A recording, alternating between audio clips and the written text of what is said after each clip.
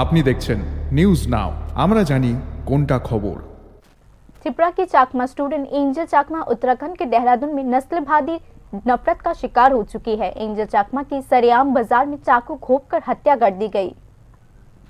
देहरादून उत्तराखंड में नस्लवाद नफरत का शिकार हुई त्रिपुरा की चाकमा स्टूडेंट एंजल चाकमा की बेरहमी से हत्या सिर्फ एक अकेली जुर्म नहीं है, बल्कि सोशियोलॉजिस्ट के मुताबिक यह माइनॉरिटी सिक्योरिटी, एथनिक नफरत और सरकार की जिम्मेदारी पर नए सवाल खड़े करती है।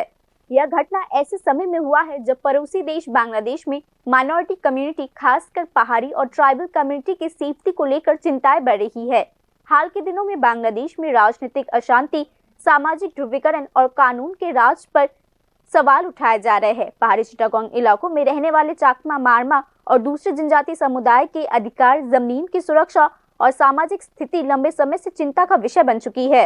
इस संदर्भ में भारत के अंदर एक चाकमा छात्र पर नस्लभेदी हमला और हत्या क्षेत्रीय अल्पसंख्यकों के लिए गहरी चिंता का विषय बन चुकी है। एंजल चाकमा की हत्या के मामले में यह आरोप लगाया गया है कि उसे उसके रंग, रूप और जातीय पहचान के कारण निशाना बनाया गया था। 9 दिसंबर को देहरादून के सिलाकोई इलाके में एक किराने की दुकान पर खरीदारी करते समय एंजल चाकमा और उसके भाई माइकल चाकमा पर कुछ युवकों ने हमला कर दिया।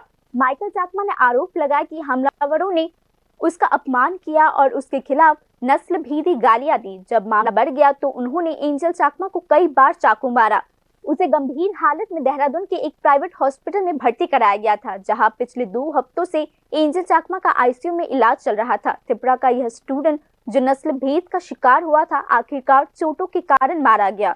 पुलिस स्टेशन में केस दर्ज कराया गया है, जिसमें कहा गया है कि हमलावरों ने नस्लभेदी गालियां दी और आखिर में एंजल चाकमा को चाकू से मार डाला। यह घटना दिखाता है कि नॉर्थ ईस्ट इंडिया के जो स्टूडेंट पढ़ाई के लिए दूसरे राज्य चले गए हैं, उन्हें अभी भी असुरक्षा का सामना करना पड़ता है। चाहे वे विकास और एकता की कितनी भी बातें करें, लेकिन समाज में गहरी जड़ें जमा चुकी नस्लभेदी नफरत जानलेवा होती जा रही है, ऐसा संबंधित तबकों का कहना है।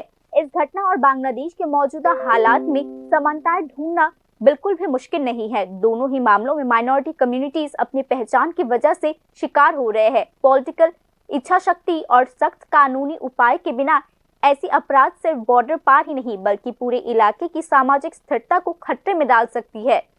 इस मामले में एनालिस्ट का मानना है कि इंसाफ की मांग सिर्फ एक पॉलिटिकल बयान नहीं है, बल्कि यह नॉर्थ ईस्ट इंडिया और पड़ोसी देश में माइनॉरिटीज के खिलाफ एक साथ गुस्से की झलक भी है।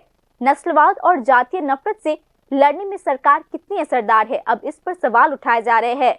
एंजल चाकमा की मौत हमें याद दिलाती है कि डेवलपमेंट, एजुकेशन और डेमोक्रेसी की मांगों के साथ साथ माइनॉरिटी सिक्योरिटी पक्का करना अब साउथ एशिया के लिए एक जरूरी चुनौती बन चुकी है। इस चुनौती को पूरा करने पर भविष्य में ऐसे घटनाओं से बचा जा सकता है, जो न सिर्फ एक इंसानी तबाही होगी, बल्कि इलाके की शांति के लिए भी एक गहरा खतरा हो सकता है। एंजल चाकमा की मौत के सिलसिले में पुलिस ने अब तक 5 लोगों को गिरफ्तार किया है। उनमें से एक मणिपुर का रहने वाला है और बाकी उत्तराखंड के हैं।